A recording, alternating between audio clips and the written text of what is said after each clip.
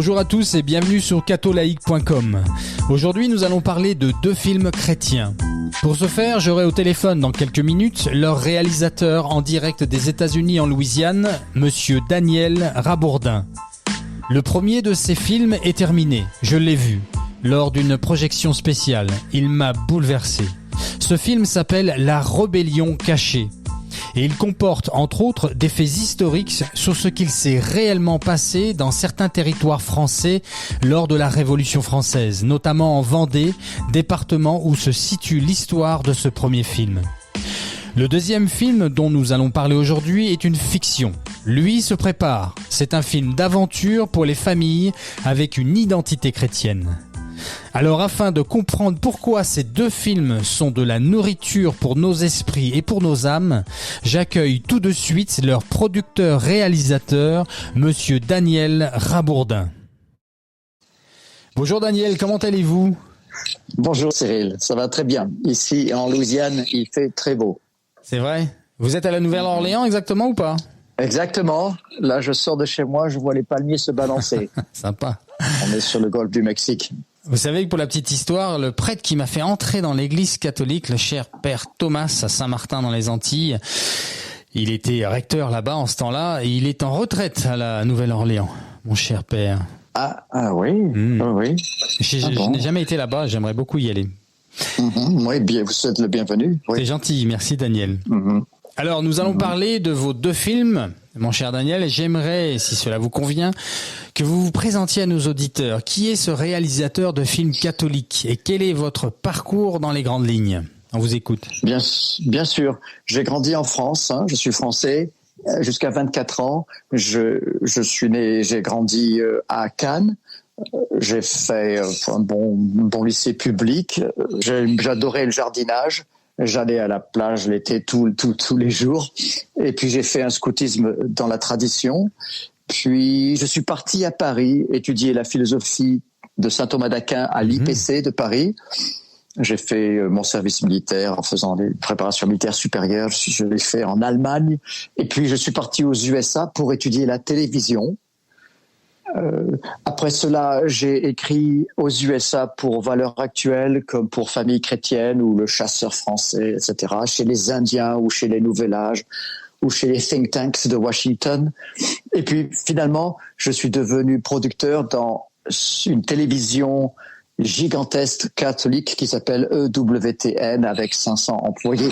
J'étais l'un des peut-être 20 producteurs, je pense. Wow, c'est un peu Et j'y suis resté longtemps. C'est un peu la télévision, c'est la télévision par excellence américaine catholique là-bas.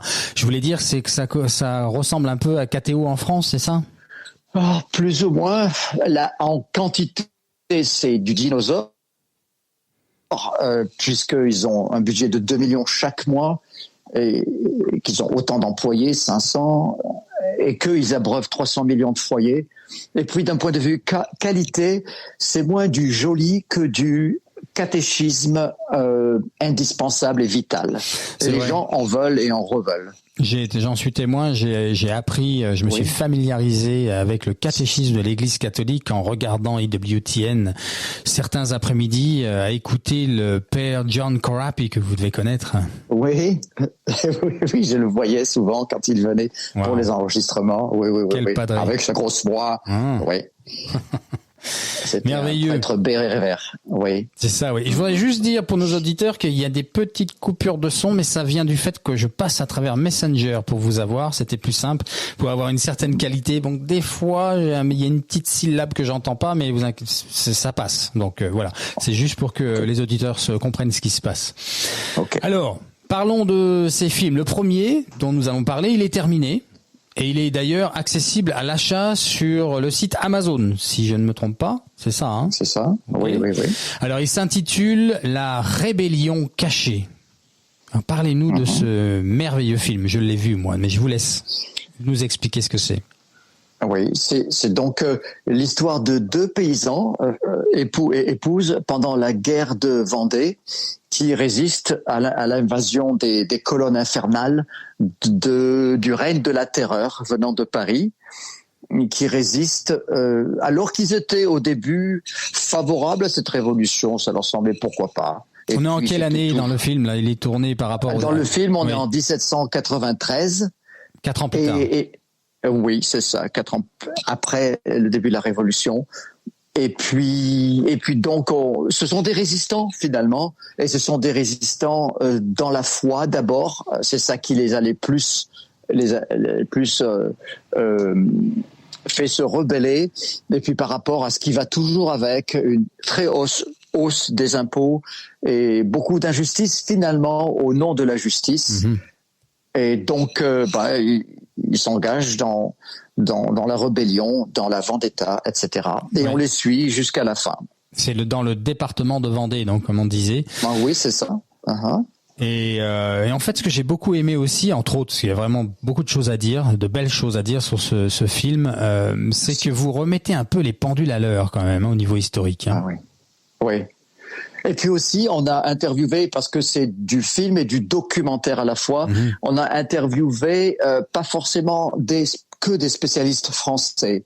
Ce qui est très bien, nous avons une Ukrainienne, parce que l'Ukraine a souffert d'un clonage des méthodes de la Révolution française par les soviétiques, par les staliniens par après. Et puis après, non, par Lénine, excusez-moi. Et puis, nous avons une Ukrainienne, nous avons un Britannique, nous avons une Américaine, nous avons 2 Français. Donc Rénal Sécher, qui est l'un des très grands spécialistes de la guerre de Vendée. Très bien. Donc accessible sur Amazon, et c'est un film qu'on peut regarder en famille ? Oui, c'est dur, c'est assez. Il faut s'accrocher. Je recommande de le regarder en 3 soirées, moi. Et comme il est très riche en informations, et aussi en soutien spirituel, parce qu'il se veut aussi réellement spirituel, il vaut mieux prendre son temps. Mmh. Et je crois que les enfants en dessous de 12-14 ans s'ennuieraient. C'est un peu trop sérieux. Très bien, important. Donc c'est disponible sur le site Amazon à l'achat en DVD. Le deuxième film, lui, par contre, alors c'est une fiction d'abord, et il est en cours de création. Je sais d'ailleurs que vous ne fonctionnez que avec les dons. Donc, avant de communiquer d'ailleurs à nos auditeurs comment ils peuvent vous aider, parlez-nous un peu de ce nouveau film, de cette fiction chrétienne. De quoi va-t-il parler ? Merci bien. Donc, c'est de l'aventure. Si les gens ont connu les romancines de piste, c'est comme un romancine de piste en film. C'est un jeune adolescent de Louisiane, à la famille semi-française, semi-acadienne, qui doit partir en quête, c'est un peu de la fantaisie et du mystère aussi, qui doit partir en France, en Provence, ma Provence d'ailleurs, pour retrouver une couronne importante de Louisiane, une couronne historique qui existe dans la ville où je suis, afin de rétablir la paix sur la Louisiane et aussi d'arrêter les ouragans, les cataclysmes qui se préparent au large sur le Golfe. Très bien. Et lui, il sera prêt quand ? Vous avez des dates posées ? Je ne sais pas. Je suis vraiment dépendant de la réalité, étant indépendant et tout petit. Mais en fait, je devrais quand même donner une estimation. Je pense que si tout se passe bien, si j'obtiens le minimum pour faire un film aujourd'hui, c'est 2 millions. Pour moi et vous, et ceux qui nous écoutent, ça paraît énorme, mais on ne peut pas faire autrement. Pour avoir quelque chose de qualité, on veut faire ça pour la gloire de Dieu et le salut des âmes à travers ce film de distraction. Alors, donc, chronologiquement, vous allez avoir un synopsis ou quelque chose qui va être mis en ligne, quelque chose au départ, et ensuite le long métrage. Comment ça va se passer ? Bien sûr, c'est sur tous mes sites ont le terme promesse film. Donc, la plupart du temps, lorsqu'on tape promesse film, on obtient ces synopsis qui sont déjà sur le net et qui seront aussi sur la plateforme de donation qui se fera avec Hello Asso, avec le projet Promesse Film. D'accord. Donc le nom du film, le futur nom in fine du film, c'est Promesse. Et pour trouver le film ou les liens sur Internet, il faut taper Promesse Film. C'est ça que vous nous dites? Oui. Mais en général, vous Très le bien. mourrez. Et vous avez mentionné que pour la levée de fonds ou la levée de dons, ça va se faire sur le site français Hello Asso. C'est ça? Voilà. HE2LO A2SO. Voilà. Qui fait des appels aux dons en fait. Mais chronologiquement, on va avoir un premier morceau du film qui va être en ligne, disponible dans quelques temps, c'est ça? Bien sûr, la réponse est très intéressante pour tout le monde. On va commencer par des micro-épisodes d'1 minute 30 qui seront mis sur YouTube. D'accord. Et cela nous mènera à la sortie du prototype qui fera une demi-heure, qui sera aussi mis sur YouTube. Et ce prototype, ça servira à faire le film ou la série finale dans quelques années. Et ces périodes de temps qui peuvent paraître longues pour quelqu'un qui n'est pas dans cette industrie du film sont des périodes normales. Les grands studios, nous entendons de leurs films seulement 12 ans après que ces grands studios ont commencé à parler du concept des films.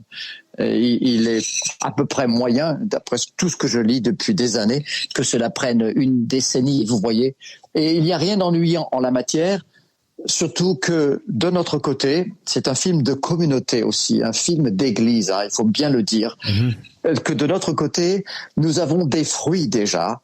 Nos micro-épisodes vont déjà être des mini-films d'évangélisation et de distraction en même temps. Le temps n'est pas perdu. Le prototype sera encore mieux. Ce sera une demi-heure. Donc les premiers clips, on peut les avoir sur YouTube à partir de quand à peu près? Je pense que ce sera dès décembre. Dès Noël. Certainement, oui. Tiens, ça fera un cadeau de Noël. Donc on se souvient bien des mots-clés, c'est Promesse Film. Quand on tape Promesse Film sur YouTube, on va trouver ce premier clip probablement pour Noël. Et ensuite, pour la levée de dons et de fonds pour beau projet, ce sera sur le site Hello Asso. Merci. Très bien, Daniel. Eh bien, écoutez, je vous remercie pour cette interview. On est très heureux de vous avoir eu chez catholique.com. Et puis, on va rester en contact et on va voir comment ça évolue et on fera un peu de publicité parce que voilà, on travaille tous les deux pour la même chose, c'est-à-dire notre Seigneur. Okay. Exactement. Je vous dis à bientôt et à bientôt, Cyril et tout le monde. Et bonne journée. Au revoir, Daniel. Au revoir. Voilà les amis, vous trouverez bien sûr des liens concernant ces deux beaux projets ainsi que des informations supplémentaires sur leur réalisateur, Daniel Rabourdin, dans ce podcast ou sous la vidéo YouTube dans la description. Les prochains épisodes se préparent et je vous en dirai un peu plus la prochaine fois. Dieu nous aime les amis, Dieu nous aime à la folie de la croix. Soyez bénis.